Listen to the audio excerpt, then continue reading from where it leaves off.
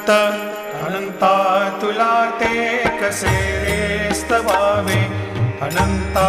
तुला ते कसे रे नमावे, अनंता मुखांचा शिणेशेष गाता, नमस्कार साष्टांग श्री साईनाथा, स्मरावे मनी त्वत्पदा नित्य भावे,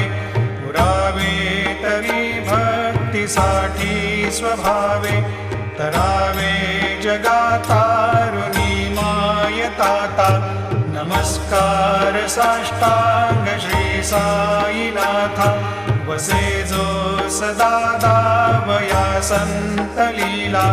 दिसे अज्ञ लोका